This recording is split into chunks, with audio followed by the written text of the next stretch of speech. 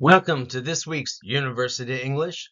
This week we'll be talking about hobbies. Do you have a hobby? What's your hobby? Hmm? Sometimes people say, my hobby is sleeping. Sleeping is not a hobby. Sleeping is an activity that you must do for your body. A hobby would be something fun that you do, something that is optional, not something that you have to do, like my hobby is going to school, but my hobby is reading books. My hobby is playing basketball. My hobby is playing video games. These are hobbies. Again, I ask you, do you have a hobby? And as usual, we will start with vocabulary. And as usual, I will read the vocabulary to you and I invite you to repeat after I read the vocabulary so that you get used to saying the vocabulary in the proper way. So let's start. Hobby. Did you say it? Hobby. Hobby. Interest.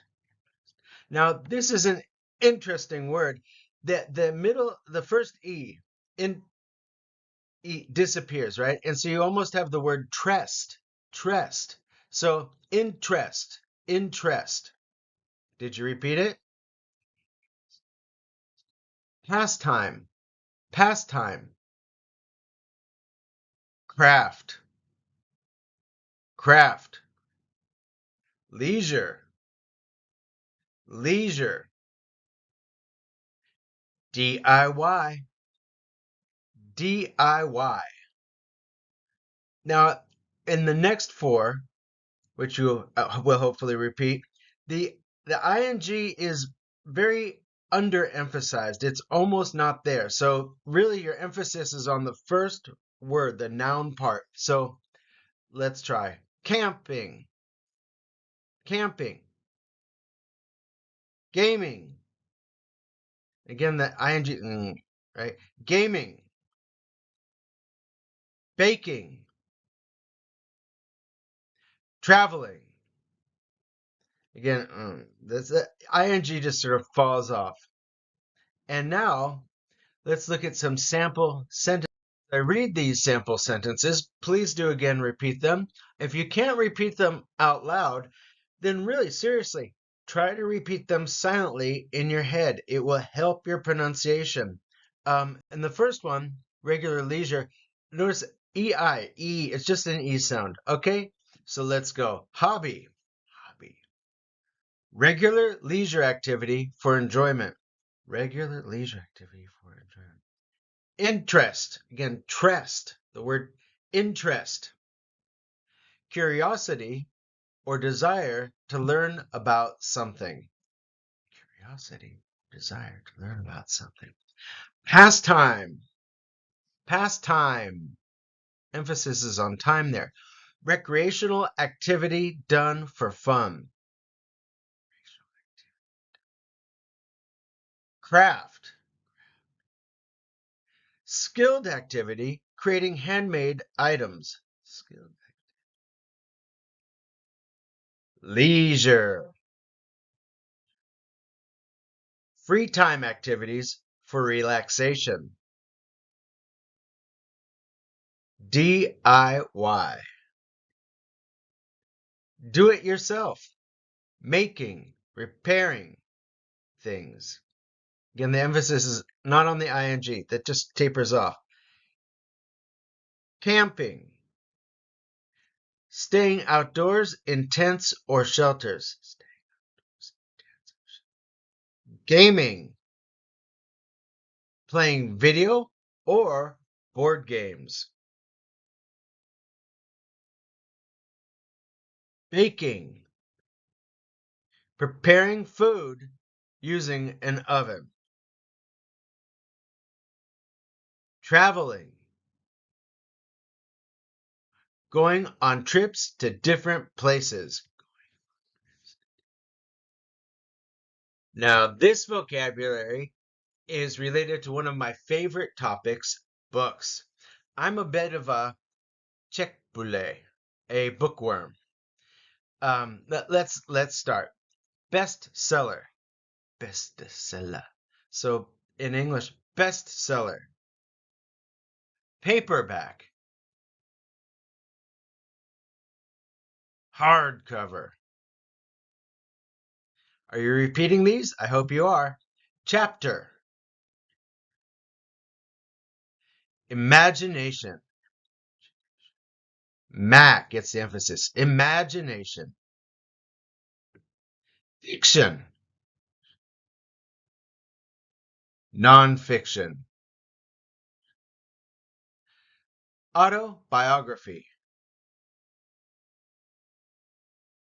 audiobook,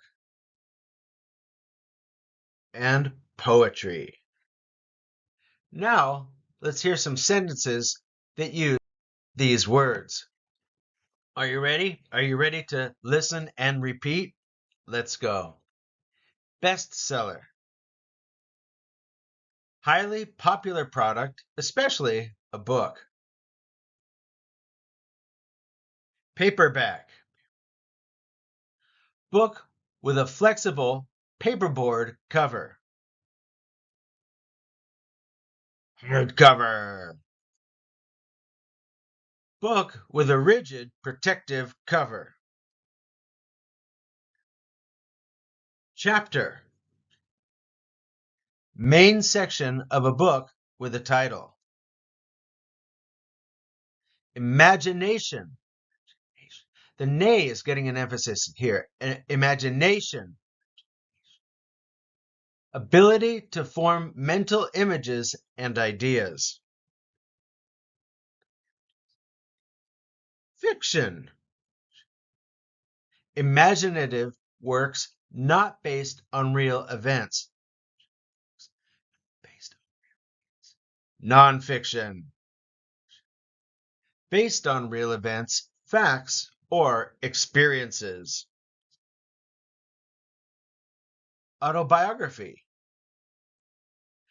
A person's life story written by themselves.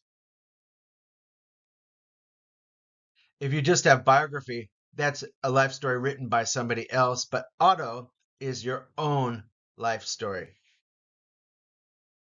Audiobook. Book recorded as audio for listening. Poetry. Expressive literary work with rhythm. We'll hear some of these words used in a natural sentence. Again, do I need to say it again?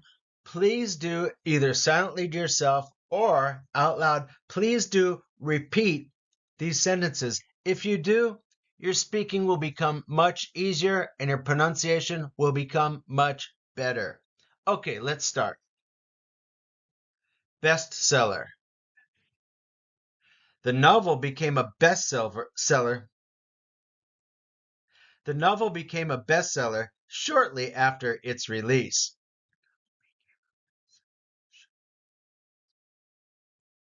Paperback. I prefer reading paperbacks because they are lighter. Hardcover. The hardcover edition of the book has beautiful illustrations. Chapter.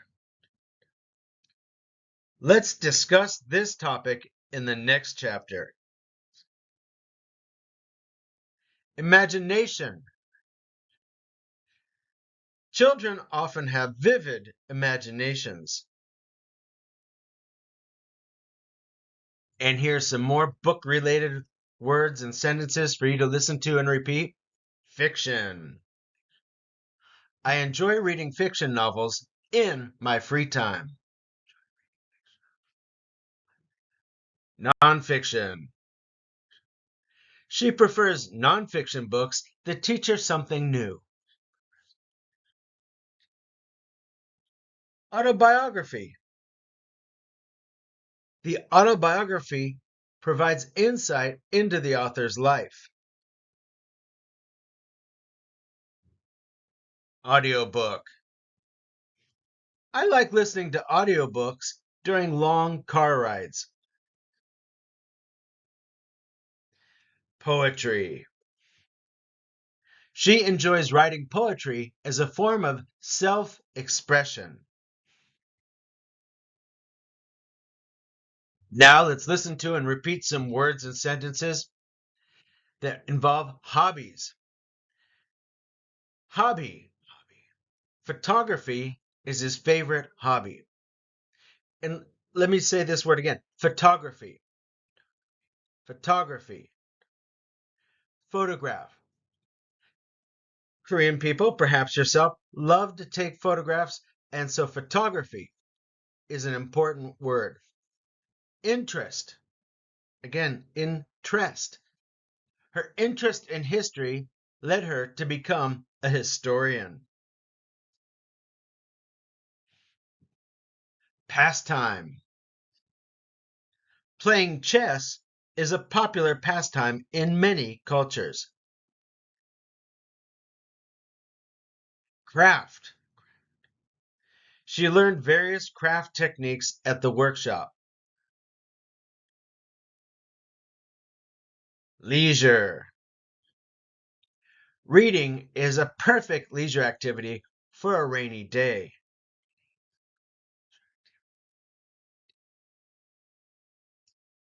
DIY. They enjoy DIY projects and often create handmade gifts.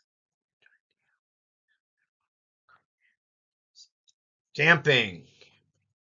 Camping in the mountains offers a great outdoor experience. Gaming. He spends his weekends gaming with his friends online. Baking. Baking cookies is a fun activity for family gatherings.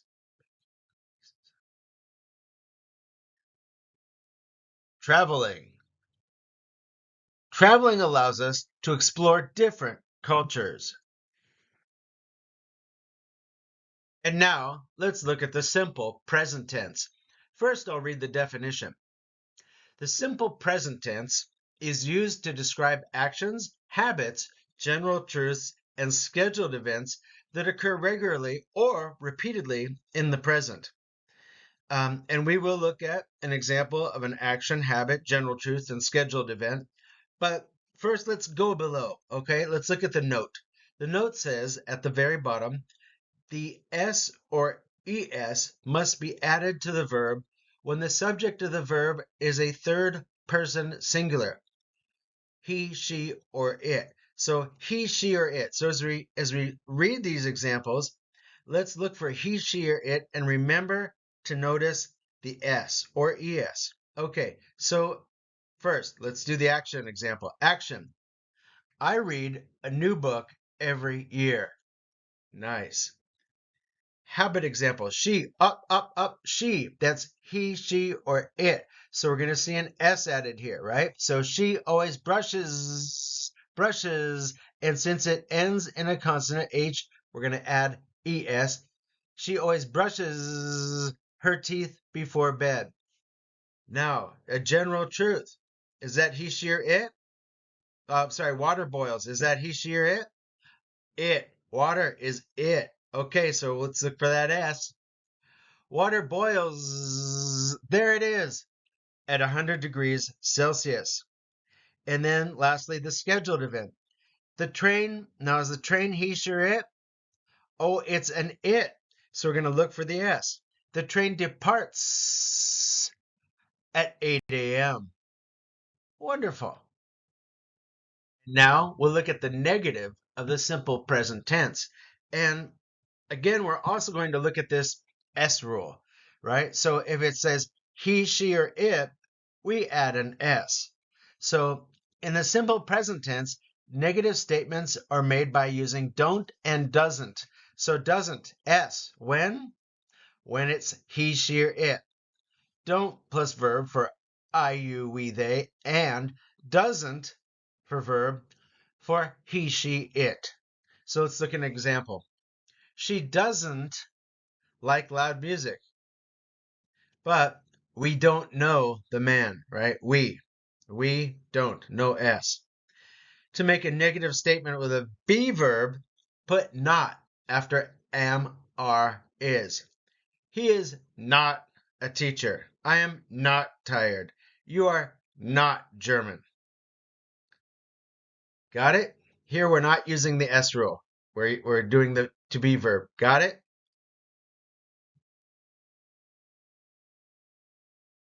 And here we'll look at making questions in the simple present tense.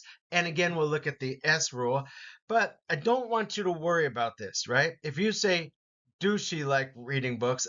I understand, right? Have fun. Don't stress. Let's look at it. For the simple present, yes, no questions, use do, does with he, she, it, subject plus verb. So for example, does, okay, she like reading books? Yes, she does. So we have he, she, or it, we put the S. Does she? She does. And it's reversed, right? Does she? For the answer, she does. Do you work at the library? It's not he, she, or it here. It's you, right? So no S. Do you work at the library? No, I don't. I work at the bank. To make a simple present yes, no question with a be verb, use am, are, is plus the subject. Are you a student? Yes, I am. Is she tired now? No, she isn't tired now. Or no, she is not tired now. We'll look at something very useful, used to. Definition and usage. So used to is a phrase in English that indicates a past habit or state that no longer exists in the present. So you don't do it anymore. So, for example, you use it describing past habits. I used to play piano when I was younger, but I don't anymore. Something you did before, you don't do now. Next example. They used to go for a run every morning before work. And the idea is they don't do that anymore. Now, no, Okay. It can express past facts or states. She used to go camping in the summer. Now, no. He used to do taekwondo. Not anymore. Guys, is there something you used to do that you don't do anymore? Think about it. Let's think about this in the question form. Did you used to play the guitar? Now, guys, it implies a person no longer does it, right? And look at did you used to play? No, no, no. In a past tense sentence like this, we have only one past tense. So the past tense is in the did. So the use is just a present tense verb, right? So did you use to play the guitar? And again, this implies they no longer do. Where did she used to work? And again, not where did she used to work. That would put two past tense verbs in one sentence. You don't want two past tense verbs in your sentence. You want one. So where did she used to work? And in the negative form, I didn't used to like painting, but now I do. They didn't used to travel abroad very often. So again, I ask you, what did you used to do that you don't do anymore? Now we're going to look at would, the definition and usage. Would is a modal verb in English that has several uses. One use, conditional statements. So, ama, irke también. So, if I had more time, I would travel around the world, right? You don't, but if. She would come if you invited her. It can also would can also indicate past habits or states. It's very similar to used to, which we just looked at. When he was younger, he would always visit his grandparents on Sundays. So, would, used to. Polite requests. You see this in restaurants a lot. Would you like to have more coffee? This is polite, right? Would you please lend me the book? A polite way to ask for something. Would you mind opening the window? Again, it's a polite request. Also, polite offers and suggestions. I would help you if I could. Expressing a willingness to do something, even though you probably can't. Would you like a cup of tea? Again, this is something you would hear in a restaurant. You can also express the future in the past using would. He said he would call you back later, right? So this sentence is something that's happening in the future that he would do. Now, will he? We don't know. Expressing habits in the past. He would always take a walk after dinner. But again, like used to, it looks like he doesn't anymore. Now, let's look at this week's reading, and after I read each sentence, I encourage you to repeat it. Gian was a passionate reader who discovered a magical book called The Enchanted Forest.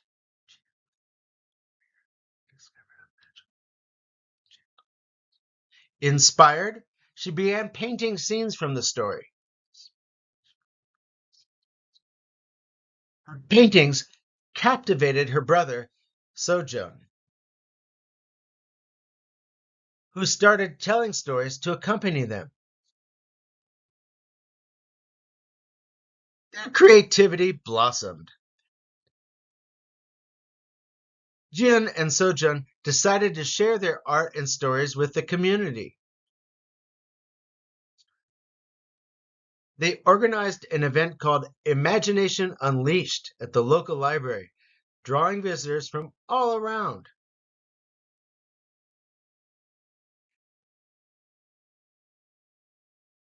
The exhibition became a sensation, sparking excitement and inspiring others to explore books and hobbies.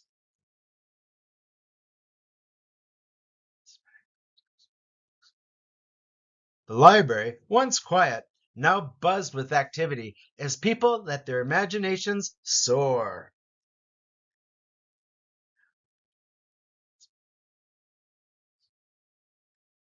The love for books and hobbies united the community, creating a vibrant atmosphere of storytelling and artistic expression.